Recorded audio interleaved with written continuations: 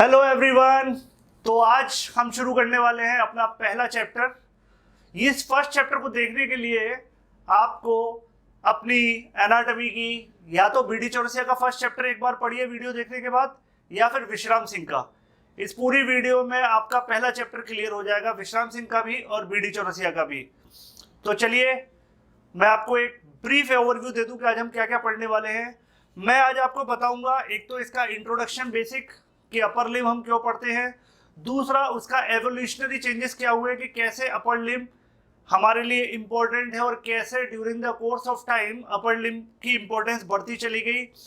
तीसरा मैं बताऊंगा पार्ट्स ऑफ अपर लिम्ब कौन कौन से होते हैं, शोल्डर क्या है, आर्म क्या है, एल्बो क्या है, रिस्ट क्या है। ये सारे वर्ड अगर आप नहीं जानते तो ये सारी चीजें भी हम डिस्कस करेंगे।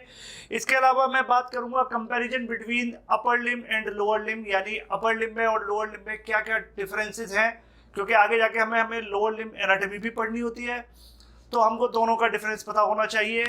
साथ ही साथ मैं डिस्कस करूंगा किस तरीके से बॉडी, इस हैंड का जो पूरा ओवरऑल वेट है उसका ट्रांसमिशन होता है टुवर्ड्स द एक्सियल स्केलेटल, यानी हमारे हाथ ये दोनों तरफ लटके हुए हैं तो इनका जो वेट है या हम इससे कोई सामान उठाते हैं तो ट्रांसमिशन ऑफ फोर्स किस तरीके से होता है, इसका क्या तरीका है वो बताऊंगा।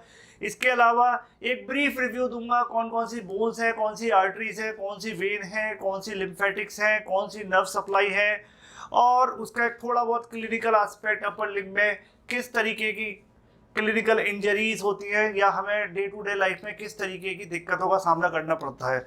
तो चलिए बिना देर करे शुरू करते हैं अपना अपर लिम्ब का इंट्रोडक्शन।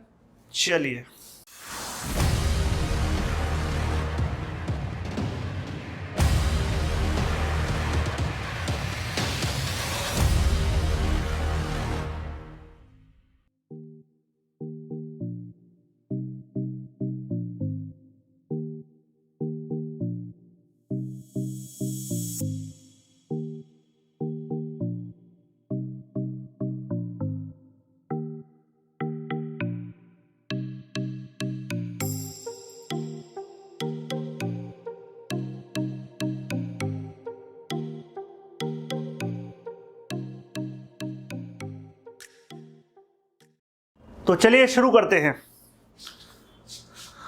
तो हमारा जो चैप्टर का नाम है इंट्रोडक्शन, जैसा कि बीडी चौरसिया में लिखा है, और introduction to the upper limb किस में रखा है, विश्राम सिंह में। तो उसी के हिसाब से हम शुरू करते हैं। ये दो इमेजेस में आपको दिख भी रहा होगा, कितने वंडरफुल इमेज है ये, आप देख सकते हैं। इसमें बताया जा रहा है कि हमारे हैंड कितने डाइवर्सिफाइड तरीके से मूवमेंट कर सकता है, हमारे हैंड के क्या यूज हो सकता है, ये हमारे हैंड्स हैं। तो इसमें बात करते हैं कि upper limb is the organ of body responsible for the manual activities. तो अपर लिम्ब के बारे में हमें सबसे पहले तो ये पता होना चाहिए ये एक ऑर्गन है, और ये कैसा ऑर्गन है, that is concern with the manual activities, है ना, manual activities. It is freely movable, जबकि अगर आप अपने पैरों की बात करें तो वो फ्रीली मूवेबल नहीं है, क्योंकि अगर आप दोनों पैर एक साथ उछाल देंगे तो गिर पड़ेंगे, है ना। तो उसमें क्या रीजन है, क्योंकि वो हमारे जो पैर हैं वो बेसिकली फॉर स्टेबिलिटी है, ठीक है, लेकिन हाथ किस लिए, मोबिलिटी है, वाइड रेंज ऑफ मूवमेंट हमको मिलता है हाथों से, ठीक है। Specially it's distal segment that is hand. भाई अगर ये हैंड नहीं होता तो मैं इस पेन को होल्ड कैसे करता, ये आपने जिस हाथ में मोबाइल को पकड़ रखा है तो उसको आप कैसे पकड़ते हैं, तो ये जो हमारा वाइड रेंज ऑफ मूवमेंट है वो किसकी वजह से है, हमारे हैंड की वजह से। And this hand is well adapted for the grasping and manipulating the objects. किसी चीज को पकड़ने के लिए, उसको मूवमेंट कराने के लिए, देखिए उंगलियों से मैं इस पेन को इस तरीके से घुमा रहा हूँ, ठीक है। आप सभी भी खाली टाइम पे इस पेन को घुमाने की ये एक्टिविटी सबकी होती है। तो ये सब किस वजह से हो रहा है, हमारा ये हमारा हो पा रहा है सिर्फ और सिर्फ किसकी वजह से, हमारे हैंड के वाइड रेंज ऑफ मूवमेंट जो इसको मिले हुए हैं उस वजह से। A brief description of the comparative anatomy of the limb would facilitate understanding of their structure and function. तो आपको पता है एनाटॉमी में आप बेसिकली कंसर्न किससे होते हैं, स्ट्रक्चर और फंक्शन से। तो यहाँ पर हमें कंपैरेटिव एनाटॉमी पे ध्यान देना होगा कि ऐसा क्या हुआ during the course of evolution कि अपर लिम्ब हमारे केस में ज़्यादा डेवलप हो गए और बाकी के जो टेट्रापोड्स हैं, टेरेस्ट्रियल वर्टिब्रेट्स हैं, टेट्रापोड्स हैं, जो हमारी तरह ही चार हाथ पैर होते हैं जिनके पास, उनके पास इतना wide range of hand movement नहीं होता। क्यों? क्योंकि आज भी वो अपने चारों हाथ पैर चलने में, लोकोमोशन में और उनकी बॉडी के वेट ट्रांसफर में यूज करते हैं। थोड़ी बहुत ग्रिपिंग मिलती है किसी किसी एनिमल में, लेकिन वो इतनी परफेक्ट नहीं होती जितनी के ह्यूमन के केस में होती है। ठीक है, तो यहाँ पर हमें ब्रीफ डिस्क्रिप्शन देखना पड़ेगा, तब हम समझ सकते हैं कि किस तरीके से अपर लिम्ब हमारे लिए हेल्पफुल है, इसको क्यों पढ़ना है और इसकी एनाटॉमी क्यों जरूरत है। चलिए देखते हैं। अब ये जो वाइड रेंज ऑफ मूवमेंट है, आप इस स्लाइड में देखिए, ये शैडो आर्ट, ये हैंड आर्टिस्ट काफी अच्छे से करते हैं इसको। किसके वजह से, किसके बदौलत पॉसिबल है? ये हमारी फिंगर्स की वजह से। ये जो इतनी डेवलप हो चुकी है ये आर्ट आज इंडिया में, ये किसकी वजह से है? सिर्फ हमारी फिंगर्स के मूवमेंट की वजह से। और ये देखिए क्लासिकल मूवी का सीन है ये, जिसमें उसके कटे हुए हाथ को, उसके टेंडन से उसकी फिंगर्स के मूवमेंट को देखा जा रहा है कि किस तरीके से हैंड मूव कर सकता है। तो यहाँ पर सिंपल सा हमें एक पॉइंट याद रखना है कि human hand with its digit can perform complex skilled movements under the control of brain। तो ये दोनों ही स्लाइड इस बात को जस्टिफाई कर रही है कि with the help of brain जो हमारे मोटर एक्टिविटीज है हमारे हाथों की, वो बेसिकली ये प्रिसीजन मूवमेंट कहाँ से आता है? डिजिट से आता है। ठीक है, hence man is considered as the master mechanic of the animal world. Man is considered as the master mechanic of the animal world, और इसी स्पेशलिटी की वजह से हम सबसे सुपीरियर माने जाते हैं पूरे एनिमल किंगडम में। ठीक है, हमारी सुपीरियरिटी इसी वजह से है कि हम चीज़ों को होल्ड कर सकते हैं, ग्रैस्प कर सकते हैं, अपने हिसाब से मैनिपुलेट कर सकते हैं। और इस पूरी फाइटिंग करने से लेकर एक सेटल्ड जीवन जीने तक हमारे हाथों का बहुत बड़ा रोल है। आप किसी के 2 हाथ काट दीजिए, फिर देखिए क्या है उसकी लाइफ, एनिमल जैसी ही है ना। अगर मान लो हमारे हाथ अगर यहाँ से कट जाए तो फिर क्या है? हम कुछ नहीं कर सकते। कहने को पूरी बॉडी है, सब कुछ है, लेकिन हाथों का उतना ज़्यादा इंपॉर्टेंस है, वो आपको इनके होने से ज़्यादा पता नहीं चलता, लेकिन ना होने वाले से पूछिए, उसके लिए बहुत ज़्यादा ही इंपॉर्टेंट है। ठीक है, the disabling effect of an injury to the upper limb, particularly that of hand, is far more than the extent of an injury। अब आपको इससे समझना होगा कि हाथ में लगी हुई चोट उस हाथ के फंक्शन को इतना ज़्यादा खराब कर सकती है कि वो चोट होगी छोटी सी, लेकिन पूरा का पूरा फंक्शन आपका ख़त्म हो जाता है। सपोज करिए कि आपका ये थंब है, ये कट हो जाए। ठीक है, अब इतने बड़े हाथ में इतना सा पोर्शन कट हो जाए, क्या फ़र्क पड़ता है? फ़र्क पड़ता है। अगर ये थंब नहीं होगा तो आपकी ग्रिप कभी परफेक्ट बन ही नहीं सकती। इवन जब तक कि ये घाव नहीं भरेगा तब तक आप इस पूरे हाथ को यूज़ ही नहीं कर सकते, बस ये ऐसे ही टंगा रहेगा हाथ। ठीक है, इसका कुछ नहीं हो सकता। रीज़न कि इसका जो डिसेबिलिटी इफेक्ट है वो ज़्यादा है in comparison to injury. Injury छोटी हो सकती है, लेकिन उसका इफेक्ट पूरे हाथ पे काफ़ी बड़ा हो सकता है। एक छोटा सा नर्व कंप्रेशन हो सकता है और हो सकता है आपका पूरा हाथ इमूवेबल हो जाए नर्व कंप्रेशन की वजह से। ठीक है, तो उसका इफेक्ट हमारी ओवरऑल लाइफ में बहुत ज़्यादा देखने को मिलता है। Therefore a sound understanding of its structure and function is of great clinical significance. Clinical significance, the ultimate aim of the treating any ailment of the upper limb being to restore its function। और आप याद रखिए कि इसकी clinical importance क्या है? इसकी clinical importance यही है कि आप जब इसकी स्ट्रक्चरल इंटीग्रिटी को या स्ट्रक्चरल और फंक्शनल एस्पेक्ट को समझ जाएंगे तो आप आसानी से डायग्नोस कर सकते हैं। और पूरे डायग्नोसिस के बाद ट्रीटमेंट में एक ही चीज़ पे फोकस किया जाता है हमेशा लिम्स के केस में, चाहे वो अपर लिम्ब हो या लोअर लिम्ब हो, कि उसके फंक्शन को रिस्टोर कराया जाए। अगर आप उसको जिंदा रखते हैं वो मैटर नहीं करता, लेकिन आप उससे फंक्शन करा पा रहे हैं वो सबसे ज़्यादा इम्पोर्टेंट है। तो इसमें आपको इसकी एनाटॉमी और फिजियोलॉजी बहुत अच्छे से आनी चाहिए। अब यहाँ पर ये आप एक डायग्राम देखिए, इस रीजन को हम क्या बोलते हैं? इस सामने वाले रीजन को, इसको हम क्या बोलते हैं? ये क्या है? स्टर्नम। ये क्या है? क्लेविकल। ये क्या है? स्कैपुला। ये क्या है? ह्यूमरस। ठीक है, और इस पूरे रीजन को हम कौन सा रीजन बोलते हैं? इस पूरे रीजन को हम बोलते हैं पेक्टोरल रीजन। इसको हम क्या बोलते हैं? Pectoral region. ये है आपका शोल्डर रीजन। ठीक है, और ये चेस्ट का ये पोर्शन से लेकर यहां तक ये पूरा है पेक्टोरल रीजन।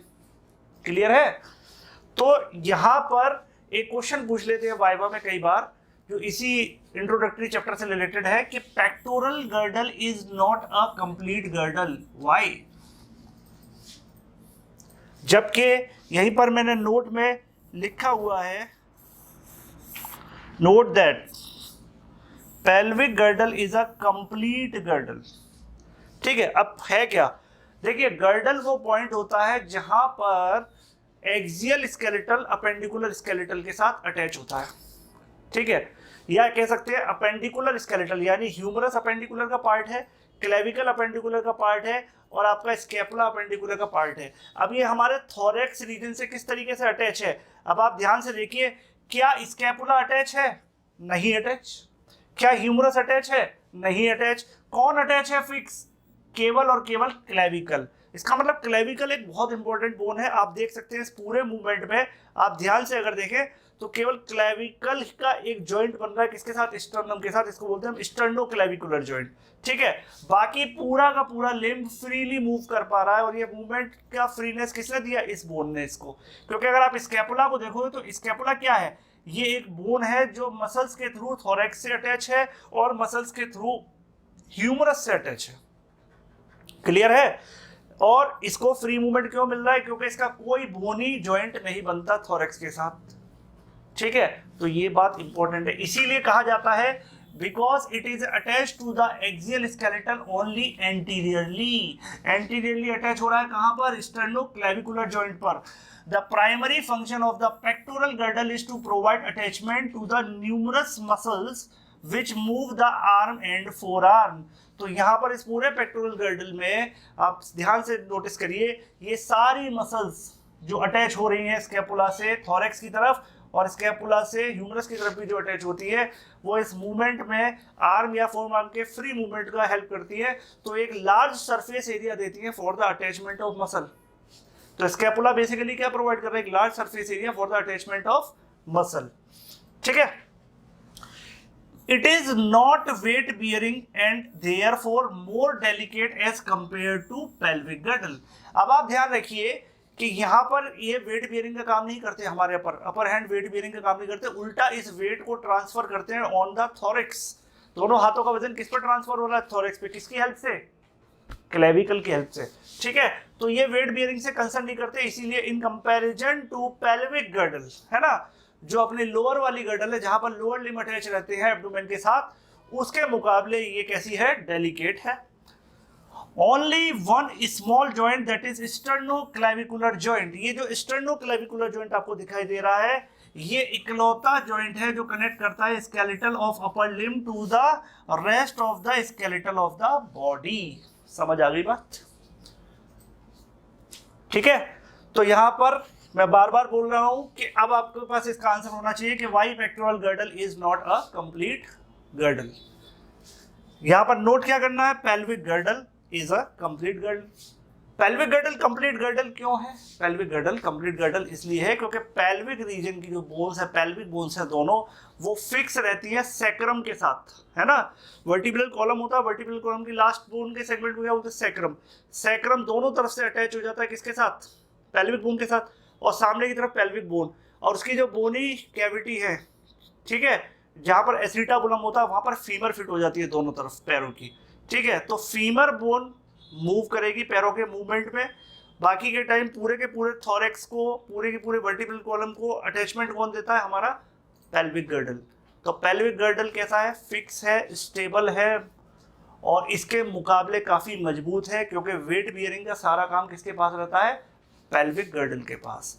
और इस पेल्विक गर्डल के मजबूत होने की वजह से ही हमारे इन दो हैंड्स को फ्रीनेस मिली, क्योंकि अगर पेल्विक गर्डल फिक्स है तो इसका मतलब यह है कि हमारा जो हम क्वाड्रूपेड पोजीशन में चलते थे 4 हाथ पैरों में, उसके मुकाबले अब हम कैसे खड़े हुए? इरेक्ट पोस्चर में, है ना, केवल 2 पैरों पर खड़े हुए हैं। तो इरेक्ट पोस्चर की वजह से हमें ये फ्रीनेस मिली है हैंड्स के लिए। ठीक है, हैंड्स जो इतने फ्रीली काम कर रहे हैं वो किसकी वजह से? इरेक्ट पोस्चर की वजह से। वो एक मेन पॉइंट है। चलिए आगे देखते हैं। अब देखिए, ये भी बहुत कुछ सिग्निफाई कर रहा है। आगे हमारे जब आप पढ़ोगे बुक तो उसमें एक डायग्राम दे रखा है एक इंसान का और एक डॉग का, कुत्ते का। जब आप विशांत सिंह पढ़ोगे, पहला पेज खोलोगे तो ये डायग्राम कुछ उसी को रिप्रेजेंट कर रहा है। और ये तो बड़ा फेमस सीन है आर्नोल्ड श्वार्ज़नेगर का। यहाँ पर ये हैंड की एनाटॉमी आप बहुत अच्छे से देख सकते हैं, किस तरीके से अनवेल किया है इसको अपने हैंड को। तो उसी तरीके से हम एक एक कंसेप्ट को धीरे धीरे निकाल रहे हैं।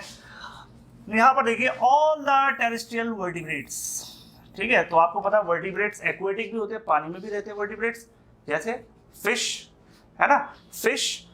और टेरेस्ट्रियल वर्टिब्रेट की बात करें तो सबके पास 4 लिम्स तो होते ही हैं। टेरेस्ट्रियल वर्टिब्रेट्स की बात करें तो सबके पास 4 लिम्स तो होते ही हैं, चाहे रेप्टाइल्स हो चाहे एम्फीबिया हो। बर्ड्स के केस में वो विंग्स में कन्वर्ट हो गए हैं, और हमारे मैमल्स के केस में वो किस में आ गए हैं, वो सारे के सारे किस में आ चुके हैं, हैंड के फॉर्म में, या 4 लिम्ब या हाइंड लिम्ब के केस में। तो यहाँ पर टेरेस्ट्रियल वर्टिब्रेट के पास 4 लिम्स होते हैं, जिनमें से a pair is called 4 limb and second pair is called hind limbs. In quadrupeds such as dogs and buffaloes both the 4 limbs and hind limbs are evolved for the transmission of body weight and the locomotion। अब यहाँ पर इस diagram में आप देख पा रहे हैं ये कुत्ते जो है वो सिर्फ भाग रहे हैं, लोकोमोशन हो रहा है इनका, और अपनी बॉडी के वेट को लेकर चल रहे हैं। इस इंसान ने जिनको इनको होल्ड कर रखा है, वहां पर आपको देखने वाली बात है कि ये भी 4 पैर हाथ पैर वाला है, लेकिन इसके 2 पैर चलने के काम आ रहे हैं। 2 पैरों से एक हाथ से इसने उन 2 कुत्तों को पकड़ रखा और एक हाथ से अपने मोबाइल को ऑपरेट कर रहा है। तो ये वाइड रेंज ऑफ मूवमेंट किस वजह से आया, ये इसी वजह से आया। ये इसी वजह से आया कि हमारा जो पोस्चर है, हम 2 पैरों पे चलने लगे, इरेक्ट पोस्चर जो आया डेवलपमेंट में, उसकी वजह से हमारे हाथ फ्री हो गए। अब इनको कुछ काम करने के लिए नहीं था, तो इनके अंदर एवोल्यूशन हुआ, इनमें वाइड रेंज ऑफ मूवमेंट आ गया, ठीक है। इन ह्यूमन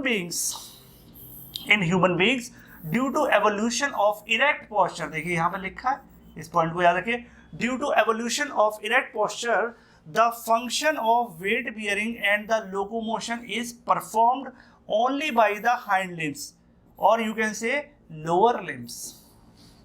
सिंपल समझ में आ रहा है कि ह्यूमन बीइंग में जैसे जैसे एवोल्यूशन हुआ, इरेक्ट पोस्चर आया, वैसे वैसे वेट बियरिंग का काम किसके पास रहा, हाइंड लिम्ब के पास या लोअर लिम्ब के पास।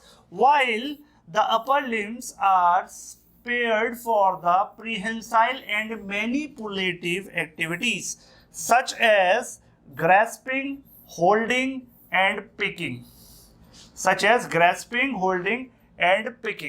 किसी चीज को पकड़ने के लिए, होल्ड करने के लिए, ग्रैस्प करने के लिए, पिक करने के लिए, चूज करने के लिए, पैन को इतने महीन तरीके से सुई में धागा डालने के लिए, ये सारी जो एक्टिविटीज हैं, ये हाई लेवल ऑफ प्रीहेंसाइल या we can say manipulative activities, इन सभी में हमको क्या किसकी हेल्प मिलती है, हैंड्स की। हैंड्स के थ्रू हम इस काम को बड़े आसानी से कर सकते हैं। हैंड्स में भी ये रोल किसका रहता है, डिजिट्स का, जॉइंट्स का। ये छोटे छोटे जॉइंट जो इतने सारे जॉइंट्स दिए गए, इनकी अपनी एक अहमियत है, ठीक है। अगर मान लीजिए हाथ की सारी उंगलियों में जॉइंट नहीं होते तो क्या हम ऐसे कुछ ग्रिप कर पाते, नहीं। इसमें इतने ज़्यादा जॉइंट्स दिए गए, तो जॉइंट की स्टडी जब हम करते हैं तो ये सारी चीज़ें हमें बड़े धीरे धीरे समझ में आएंगी कि किस तरीके से इसको हमें, इतने बड़े टॉपिक को हमें धीरे धीरे टुकड़े टुकड़े में कर करके लास्ट में समझ में आएगा हमें, जब पूरा अपर लिम्ब पढ़ लेंगे कि ये तो बड़ा आसान था, बहुत आसान था ये, अगर हम कंसेप्चुअली एक एक टॉपिक को उठाकर पढ़ेंगे, ठीक है। चलिए, यस। तो अब यहाँ पर एक्टिविटी क्या आई, वाइड रेंज ऑफ मैनिपुलेशन आया। मैनिपुलेशन किस वजह से आया, यानी ग्रिपिंग की जो पावर आई, उस ग्रिप के ऊपर भी क्वेश्चन पूछा जा सकता है। देखिए यहाँ पर आप देख सकते हैं डिफरेंट टाइप की ग्रिप्स आप देख पा रहे हैं स्क्रीन पर, इधर देखिए, इधर देख सकते हैं। यहाँ पर बेसिकली 3 टाइप की ग्रिप होती हैं। ग्रिप 3 टाइप की होती हैं। एक होती है पावर ग्रिप। पावर ग्रिप में आप एग्जांपल देख सकते हैं, ये है और एक ये है पावर ग्रिप, यहाँ फुल पावर का यूज हो रहा है, ठीक है। हुक ग्रिप, तो ये पावर ग्रिप का भी एग्जांपल है, और हुक ग्रिप का, हुक बना के आपने हैंड को इसको पकड़ा है, ठीक है। और ये है एक्चुअल हुक ग्रिप, हुक बना के किसी को उठाना। और ये है प्रिसीजन ग्रिप, ये सुई में धागा डालना, ठीक है। तो ये पावर ग्रिप और hook grip are primitive and hence found in higher primates. तो ये जो पावर ग्रिप और हुक ग्रिप है, शुरुआत में जब हमारा एवोल्यूशन हो रहा था, जब हम प्राइमेट्स की कैटेगरी में थे, एप्स, गोरिल्ला, चिंपैंजी, मंकी, ये सब जो चीजें हैं ना, इन सारे एनिमल्स में कैसी ग्रिप मिलती है? प्रिमिटिव। प्रिमिटिव ग्रिप का एग्जांपल क्या है? Power grip and hook grip. यानी हम किसी चीज को होल्ड तो कर सकते हैं और हुक बना के उसको अपने हाथ को उसमें फंसा सकते हैं, जैसे पेड़ पे डालों पे एक से दूसरे पेड़ पर चढ़ना, एक डाल से दूसरे डाल पे कूदना। इसके लिए कौन सी ग्रिप चाहिए थी? है। लेकिन किसी चीज को प्रिसीजन के साथ तोड़ना, ये हमें कब आया? पत्थर तोड़कर हमने औजार बनाने सीखे, ठीक है। अब जब औजार बनाने के लिए उनको नुकीला बनाया गया, उनको होल्ड करने के लिए उंगलियों में ये जो चेंजेस आए, ये सबसे एक नए तरीके की ग्रिप निकल के आई, जिसको मॉडर्न ग्रिप बोलते हैं, that is precision grip. It is a characteristic of human being, hence only humans can properly hold a pen, pencil, needle, instrument और मोबाइल फोन। ठीक है, ठीक से आप पकड़ के कितनी जल्दी जल्दी मैसेज टाइप कर देते हैं, है ना। कुछ कमेंट लिखना होता है तो कमेंट लिख दीजिए तुरंत, ठीक है। लाइक शेयर सब्सक्राइब करना तो वो भी कर दीजिए, ठीक है। तो ये सब चीजें आप कर सकते हैं with the help of your fingers. As a result, human being could make advancement in the art, craft and technology, of course with the help of intelligence। ठीक है, तो यहाँ पर हमारी इंटेलिजेंस के साथ साथ हमें ये जो स्पेशल एनाटॉमिकल चेंजेस मिले बॉडी के अंदर, उससे भी हमको हेल्प मिली कि हम इतनी डेवलप्ड स्पीशीज बन पाए। और इतने डेवलप्ड स्पीशीज बनने की वजह से हमारा आर्ट, क्राफ्ट, टेक्नोलॉजी सब चेंज होता है और धीरे धीरे पूरे एनिमल किंगडम पर हमने कब्जा कर लिया। और बाकी कोई भी एनिमल हमारे दूर दूर तक बराबरी पर भी नहीं आता, हमारे सोचने के तरीके की वजह से, हमारी एक्टिविटीज की वजह से, और जो हमारी ओवरऑल बॉडी में चेंजेस आए during the course of evolution, उसकी वजह से। तो आई थिंक ये ग्रिप का कंसेप्ट आपको क्लियर हो गया होगा। चलिए नेक्स्ट देखते हैं। अब ये ग्रिपिंग का जो कंसेप्ट है, जिसकी वजह से वाइड रेंज ऑफ मूवमेंट को हेल्प मिली, तो ये प्रीहेंसाइल ग्रिप के लिए क्या क्या चेंजेस हुए? तो to suit the prehensile activities, the following changes took place in the upper limb during evolution. अब इस पूरे इतने बड़े अपर लिम्ब में चेंजेस जो हुए, उसमें कौन कौन से वो मेजर चेंजेस थे जिसकी वजह से हमें ये wide range of movement, mobility और ग्रिप, ये सब हमको मिला। उन चेंजेस को हम देखते हैं। Number 1, appearance of joint permitting rotatory movement of the forearm like supination and pronation। ये देखिए, इस मूवमेंट से बड़ा हेल्प मिला हमको। और ये रोटेटरी मूवमेंट कहां पर हो रहा है? देखिए, ये कौन सी बोन है? रेडियस। और ये कौन सी है? अल्ना। अल्ना हमारी फिक्स है, रेडियस उसके ऊपर रोटेट कर रही है। ये रोटेशन मूवमेंट देख रहे हो आप? इसी की वजह से तो हम ऐसे ऐसे हाथों को, मान लीजिए मुझे खाना खाना होता और मैं सुपिनेशन प्रोनेशन नहीं कर पाता, तो मैं खाने को तोड़ तो लेता, लेकिन मुंह तक कैसे लाता? ये हाथ तो ऐसे कैसे रहता? तो हमारा जो ये मूवमेंट है, ये सुपिनेशन प्रोनेशन, ये बहुत इंपॉर्टेंट मूवमेंट है, ठीक है। और ये किस वजह से आया? ये जो रेडियस अल्ना पे ये जो रोटेटरी मूवमेंट आया है ना, इन बोन्स पर, हम गर्दन से मोड़ के इधर उधर, यस यस, ये रोटेटरी मूवमेंट जो जॉइंट्स पर आया है, स्पेसिफिकली इस हैंड पे। अब हम अपर लिम्ब की बात करेंगे तो हैंड में ये मूवमेंट बहुत ज्यादा इंपॉर्टेंट है, सुपिनेशन प्रोनेशन, क्योंकि फ्लेक्शन एक्सटेंशन तो ऑलमोस्ट हर जगह होता है बॉडी में, लेकिन सुपिनेशन प्रोनेशन एकदम कंसर्न जॉइंट, इसी जॉइंट पर होता है, जिसकी वजह से हमें हेल्प मिलती है। दूसरा है addition of clavicle to act as a strut and keep upper limb away from the body for the prehension. अब आप देखिए, ये जो क्लेविकल है, ये किसकी तरह हेल्प कर रही है? It help like a strut. Strut क्या होता है? ये मैकेनिकल इंजीनियरिंग का वर्ड है। इसमें क्या होता है मैकेनिक्स में, कि एक बॉडी से दूसरी बॉडी पर ट्रांसफर करने के लिए कुछ कहते हैं ना, शॉकर टाइप चीज बनाई जाती है। तो ये पूरे हाथ के वजन को अपना इधर ट्रांसफर करने का काम कौन कर रहा है? ये पुली लाइक सिस्टम है ना, ये क्लेविकल।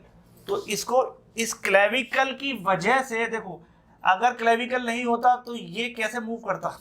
क्लेविकल इस पर लीवर की तरह एक्ट कर रहा है और इसको मूव करा रहा है पूरे हैंड को। तो अगर क्लेविकल नहीं होता तो क्या ये हाथ मसल्स की वजह से ऐसे अटैच रहते? ऊपर से ये जो स्कैपुला है ये भी अटैच रहता। तो कहीं ना कहीं हमारा ये जो हाथ दूर ले जाने वाला फंक्शन है, हाथ दूर ले जाने वाला फंक्शन है, हाथ को हम दूर ले जा सकते हैं, पास ला सकते हैं, ऊपर ले जा सकते हैं, नीचे ले जा सकते हैं। ये जो सारे मूवमेंट है, फ्री मूवमेंट शोल्डर जॉइंट पे बेसिकली क्लेविकल की वजह से पूरे हो पाए। तो क्लेविकल हमारे अंदर जो डेवलप हुई वो एक रीजन था। Third, rotation of thumb to 90 degree for opposition.